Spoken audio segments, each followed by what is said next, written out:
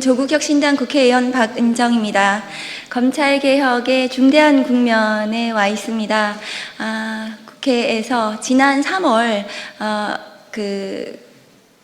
시민주도 형사소송법 개정안을 추진하는 시민모임에서 형사소송법 개정안을 마련해서 지금 국회에 김용민 의원님과 제가 대표 발의해서 법사위원회에서 심사 중에 있습니다. 그 법안을 마련하셨던 우리 시민주도 형사소송법 개정 모임의 그 대표분들이 오늘 오셔서 검찰개혁이 무엇이고 지금 국면에서 국민들께 형사소송법 개정안이 제대로 심사되어야 한다. 검찰개혁은 반드시 신속하게 완수되어야 한다는 기자회견을 하게 되었습니다. 오늘 자리에 참석하신 분들을 소개해 올리겠습니다. 시민주도 형사소송법 개정 추진 모임의 대표이신 김남준 변호사님 오셨습니다.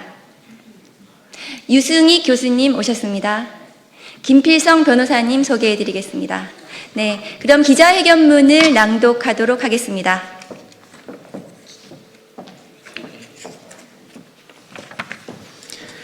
수사와 기소의 분리, 대원칙이 흔들려서는 안 됩니다. 검사의 보안 수사권 존치에 반대하며 원칙 그대로의 통과를 촉구합니다.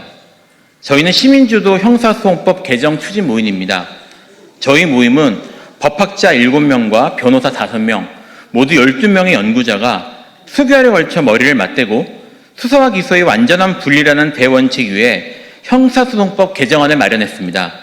이 안은 지난 6월 26일 국회에 발의되어 지금 법제사법위원회에서 심사가 진행되고 있습니다.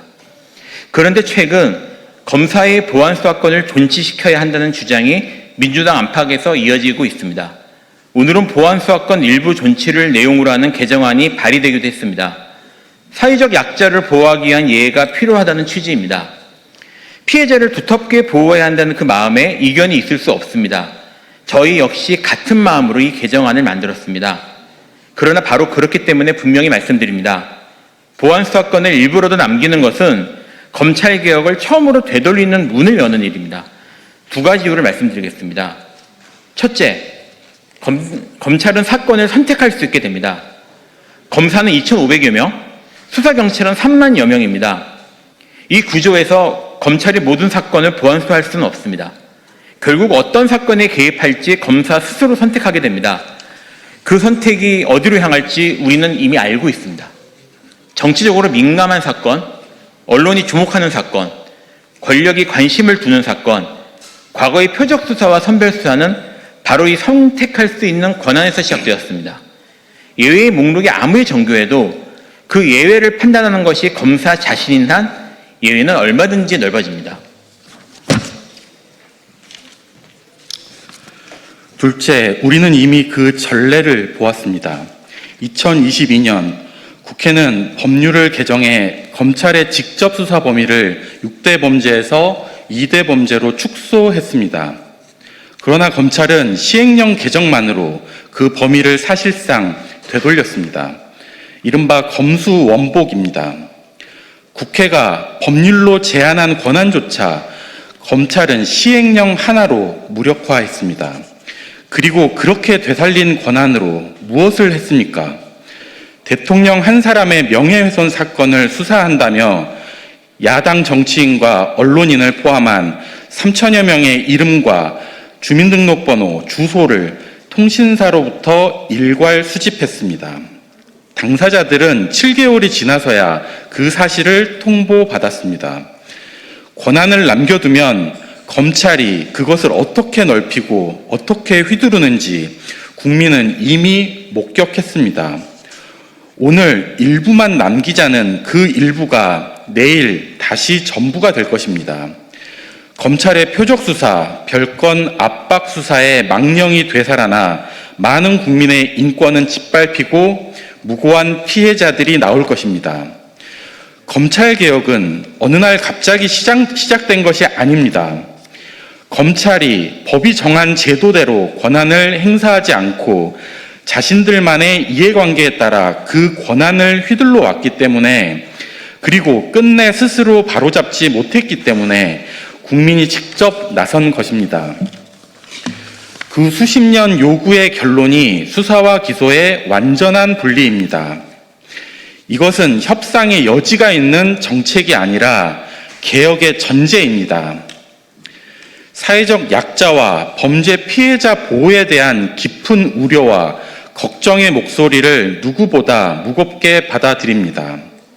그러나 단언컨대 검사의 직접 보안 수사를 이대로 존치하는 것은 피해자를 지키는 방패가 아니라 오히려 사회적 약자들을 사법적 진공 상태와 또 다른 고통으로 몰아넣는 결과를 초래할 것입니다. 지금껏 피해자를 돕겠다는 명분으로 행해진 검찰의 직접 보안 수사는 여성, 아동, 노인 등 약자들에게 위압적인 조사실에서 고통스러운 기억을 다시 꺼내야 하는 가혹한 진술 번복의 지옥을 강요해 왔습니다. 또한 검찰이 직접 수사권을 쥐고 있는 한 사회적 주목을 받는 대형 사건에만 집중할 뿐 손이 많이 가고 소외된 약자들의 사건은 직접 보안 수사 중이라는 명목하에 기약 없이 캐비넷에 방치되기 일쑤였습니다.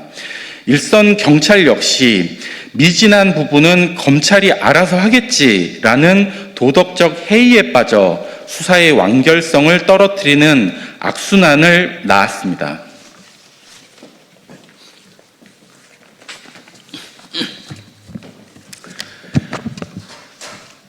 저희가 제안하는 개정안은 검찰의 무기를 빼앗는 것이 아니라 피해자를 지키는 저울을 올바르게 세우는 것입니다. 검사가 직접 수사라는 이름으로 피해자를 다시 조사실로 불러내지 않아도 수사기관이 반드시 응하도록 실효성 있는 보안수사 요구권을 통해 경찰의 부실 수사를 바로잡을 수 있습니다. 진정한 피해자 보호는 기소권자가 객관적인 지위에서 수사기관을 견제할 때 완성됩니다. 검사들이 반인권적인 선택적 수사, 표적 수사, 별건 수사로 피해자의 권리는 온전히 보호되지 않습니다. 수사, 기소의 완전한 분리는 사회적 약자의 권리를 제대로 지키는 인권사법의 시작입니다. 방향은 이미 정해졌습니다. 정부는 지난달 검사의 보안수사권 폐지를 최종 입장으로 확정했습니다.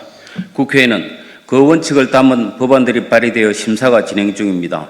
그리고 시민사회는 수개월의 수기로 그 원칙을 조문으로 완성해 국회에 전달했습니다. 정부와 국회와 시민이 같은 방향을 확인한 지금 다시 뒤를 돌아볼 이유가 없습니다. 검찰청 폐지까지 이제 80일입니다. 국회에 간곡히 요청합니다. 더 이상 흔들리지 마십시오. 수사와 기소의 분리라는 대원칙 위에서 시민의 손으로 만든 형사소송법 개정안을 원칙 그대로 심사하고 통과시켜 주십시오. 검찰개혁의 완성을 눈앞에 둔 지금 마지막 문턱에서 물러설 수는 없습니다. 끝으로 오늘 더불어민주당은 형사소송법을 논의하는 의원총회를 엽니다. 그 논의를 국민 앞에 공개해 주십시오. 검찰개혁은 밀실이 아니라 광장에서 시작된 계획입니다. 시민의 목소리가 투영된 법안을 다루는 논의라면 시민이 지켜볼 수 있어야 합니다. 감사합니다. 네, 이상으로 기자회견을 마치겠습니다. 검찰 개혁의 중대한 국면에서 목소리를 기울여 주시기 바랍니다. 국회는 7월 중으로 반드시 형사소송법 개정안을 통과시키고 10월 2일 공소청 중수청이 반드시 출범해야 합니다. 감사합니다.